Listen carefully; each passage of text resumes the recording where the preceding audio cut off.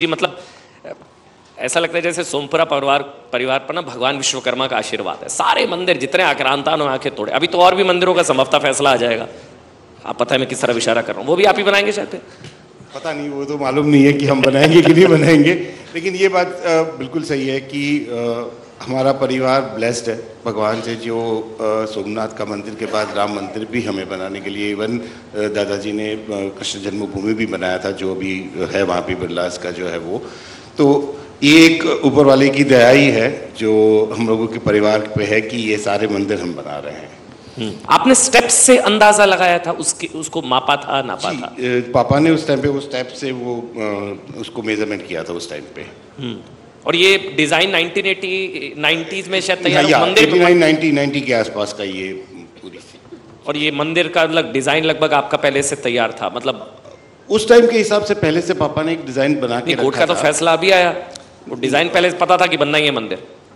उस टाइम पे वीएचपी ने इनिशिएटिव लिया था और अशोक जी ने उस हिसाब से किया था कि ये मंदिर बनना है ऐसे, तो इसका एक डिज़ाइन भी तो रेडी होना चाहिए, ढांचा भी एक रेडी होना चाहिए। तो उस टाइम पे पापा को लेके गए थे वो, और वहाँ पे उन्होंने उस डिज़ाइन को एक प्रारूप दिया था जी। 3-4 ऑल्टरनेट्स बने थे, फिर कुंभ में संतों के सामने उसको रखा गया और इस डिज़ाइन को फिर फाइनल किया गया था। अच्छा, कोई एक खास चीज जो राम मंदिर को बाकी मंदिरों से अलग करती है आशीष जी? कोई एक खास चीज जो आपको लगता है कि हाँ ये चीज दिव्य है यहाँ पर, जो आप मतलब ऑब्वियसली बात है जब मंदिर के दर्शन करने जाएंगे तभी, लेकिन कोई टीजर अगर आप देना चाहें, हमको कोई जानकारी अगर आप देना चाहें भव्य मूर्ति को लेकर, प्रभु राम की मूर्ति को लेकर कोई जानकारी हमारे दर्शकों के लिए? जैसे अगर आप देखना चाहें तो ये कंबोडिया के बाद सबसे बड़ा मंदिर होगा हिंदू का।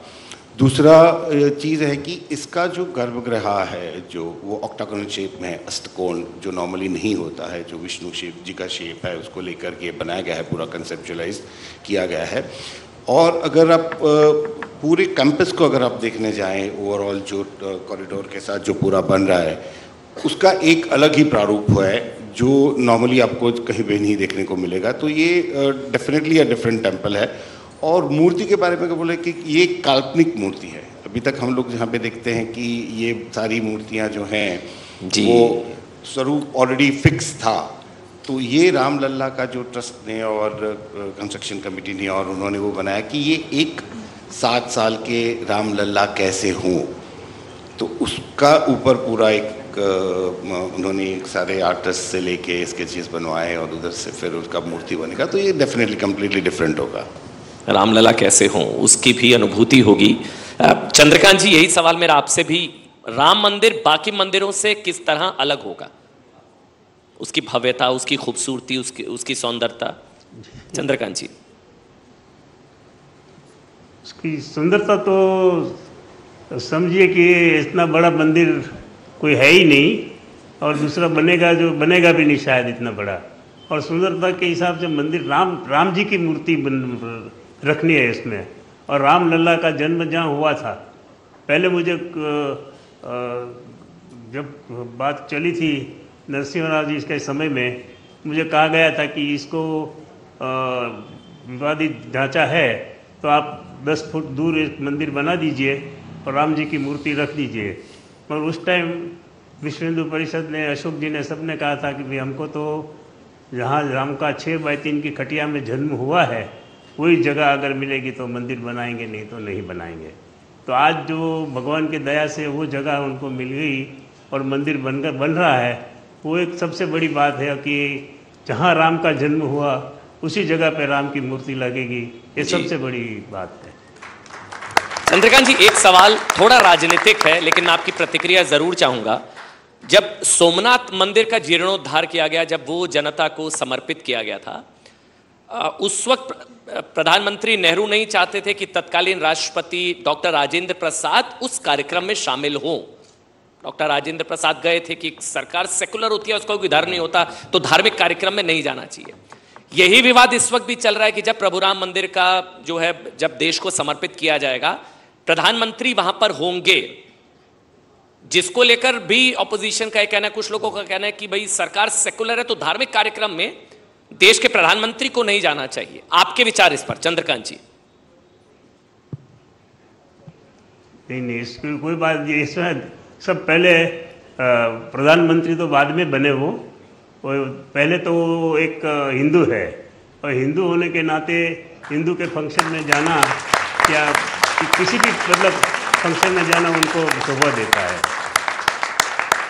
तो ये कहा जाता है भाई सरकार तो सेकुलर है, सरकार का कोई धर्म नहीं होता, तो धार्मिक अनुष्ठान या धर्म के कार्यक्रम या मंदिर के उद्घाटन में प्रधानमंत्री का जाना, जैसे नेहरू ने विरोध किया डॉक्टर राजेंद्र प्रसाद का, मगर वो फिर भी गए थे डॉक्टर राजेंद्र प्रसाद। चंद्रकांत जी, राजेंद्र प्रसाद ने तो कहा था कि पहले मैं हिंदू हूँ और इसमें जाऊँगा, अगर ये मेरा इस्तीफा चाहिए तो मेरा इस्तीफा ले लीजिए, मगर मैं जरूर जाऊँगा, और वो आए, और ये सबसे बड़ी बात है। महेंद्र पांडे जी, इस चीज़ का भी विरोध हो रहा है कि प्रधानमंत्री को नहीं जाना चाहिए, जो प्राण प्रतिष्ठा का कार्यक्रम, जो उद्घाटन, जो देश को समर्पित किया जाना है। थोड़ा राजनीतिक सवाल है, मैंने कहा राजनेता से ही ले लेता हूँ, प्रधानमंत्री को नहीं जाना चाहिए वहाँ पर, उसको लेकर इंडिया अलायंस के पेट में काफ़ी दर्द हो रहा है। अब उनके दर्दों का कहाँ से दवा ढूंढी जाए।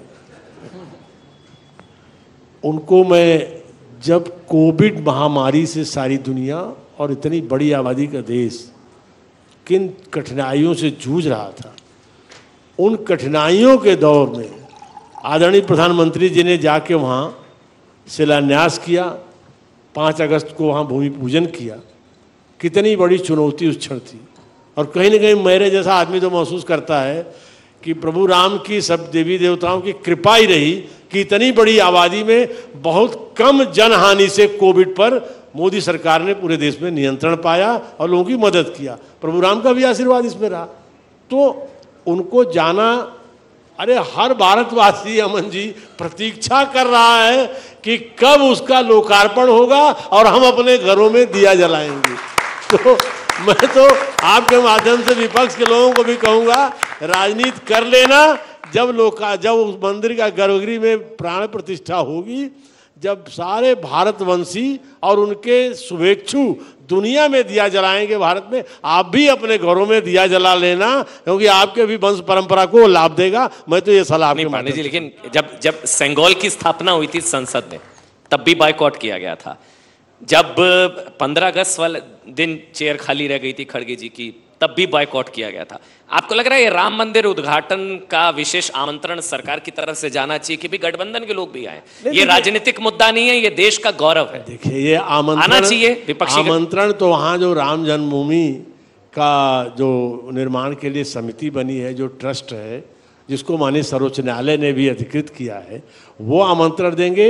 वही माननीय प्रधानमंत्री जी को भी आमंत्रित किए थे शिलान्यास में, वो आमंत्रित करेंगे, वो आमंत्रण उनको जाएगा। ये लोग बाद में सुधरते हैं। आपने जो सिंगोल की बात कही ना, उस समय सेंगोल स्थापना की, उस समय आप वो अधीर रंजन चौधरी का भाषण मंगा के देख लीजिएगा। हाँ, जी। उस दिन वो संसद में जिस सेंगोल की आलोचना की थी, उस पर वो बोलने में अपने को रोके नहीं। इस सेंगोल को नेहरू जी भी इसमें जुड़े रहे हैं। वो अलग बात है, नेहरू जी ने ले जाके उसको रख दिया आनंद भवन में, अपना वॉकिंग स्टिक बना के। लेकिन वो उस दिन ये कहने से चूक नहीं रहे थे कि सेंगोल में हम लोगों का भी हाथ था। अब मोदी जी ने तो दृढ़ता से साष्टांग प्रणाम करके सेंगोल स्थापित किया। एक भारतीय संस्कृति का गौरवपूर्ण प्रतीक स्थापित हुआ, ये दुनिया देख रही है। एक आखिरी सवाल आशीष जी आपसे, आपको लगता है राम मंदिर का मुद्दा ये राजनीति का सवाल आप लोगों के लिए तो कम से कम नहीं हो, ये आस्था का सवाल है, देश का गौरव है, लाखों करोड़ों हिंदू दुनिया भर के, शायद संभवतः, और भारतीय हिंदू क्यों कहूं मैं, भारतीय इसका इंतजार कर रहे हैं, पूरी दुनिया इसका इंतजार कर रही है। आशीष जी, आखिरी कमेंट आपका। डेफिनेटली ये एक बड़ी बात है, क्योंकि मैं यही एक चीज़ बोलना चाहूँगा कि आफ्टर, मतलब आज़ादी के बाद पहला जो सोमनाथ का जो बना था, जो मुगलों ने ध्वंस करने के बाद एक पहला ये मंदिर बना था, और दूसरा इतने सालों बाद ये राम मंदिर बन रहा है। तो ये हिंदुत्व के लिए बहुत बड़ी चीज़ है, और ये सिर्फ हमारी फैमिली के नहीं, पूरे हिंदुस्तान के लिए, पूरे हिंदू समाज के लिए ये एक प्राउड मोमेंट होना चाहिए। अभी क्योंकि युद्ध का दौर चल रहा है ना, कोई बॉम्ब बना रहा है, कोई मिसाइल बना रहा है, कोई एरोप्लेन बना रहा है, आप लोग मंदिर बना रहे हैं। मतलब ये इतनी खूबसूरत चीज़ है कि आपका पूरा परिवार और पीढ़ियाँ सिर्फ मंदिर बना रही है, और 131 से ज़्यादा मंदिर जीर्णोद्धार आपके परिवार की तरफ से किया गया, सोमपुरा परिवार। बहुत बहुत धन्यवाद। It's an honour to share stage with you sir. बहुत बहुत धन्यवाद। आप सभी का बहुत बहुत शुक्रिया। मैं चंद्रकांत जी को इतने शानदार, और आज के लिए नहीं, हजारों बरस तक पीढ़ियां इस भव्य मंदिर की आस्था से, पूजन से जुड़ी रहेंगी। इतने पवित्र कार्य के लिए मैं शाश्वत सनातन प्रणाम कर रहा हूं चंद्रकांत जी आपको न्यूज़ 18 के माध्यम से। आप सभी का बहुत बहुत शुक्रिया, बहुत बहुत आभार। और अब राजेश कुमार अग्रहरी।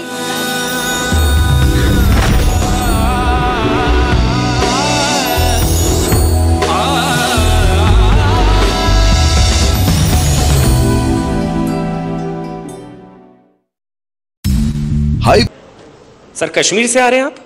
पुलवामा से? माइक है सर। पुलवामा जी, से मैं कश्मीर सीधे वहीं से पुलवामा में आउटरीच प्रोग्राम के तहत मेरी जिम्मेवारी थी।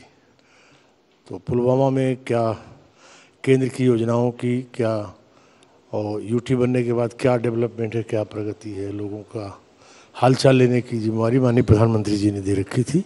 हम सब जाते रहते हैं जी, वहीं से आया मैं अभी। तो क्या बदलाव देखा आपने? मतलब कितना बदला कश्मीर, क्या बदलाव 370 के बाद, हटने के बाद? अभी क्या तस्वीर कश्मीर की, क्योंकि आप अभी वहीं से आ रहे हैं, 3 दिन शायद आप रहे हैं पुलवामा। जी जी। अमन जी, मैं आपके माध्यम से एक तो पहले आया तो सबको मेरी तरफ से नमस्कार है, शुभकामना है जी। और आगामी नवरात्र और विजयादशमी और दीपावली की भी शुभकामनाएं। बदलाव जैसा आपने सवाल किया, अब आप कल्पना कर सकते हैं पुलवामा नाम सुनते ही वो दुखद त्रासदायी घटना याद आ जाती है जो हमारे सीआरपीएफ के जवानों का किस तरह से उनके संग। मैंने वो जगह भी देखी जहां दूसरी तरफ से आकर के आत्मघाती हमला उस बस पर हुआ 14 फरवरी। आज उस पुलवामा में मैं 3 दिन था। वहाँ पुलवामा सेव के लिए और कश्मीरी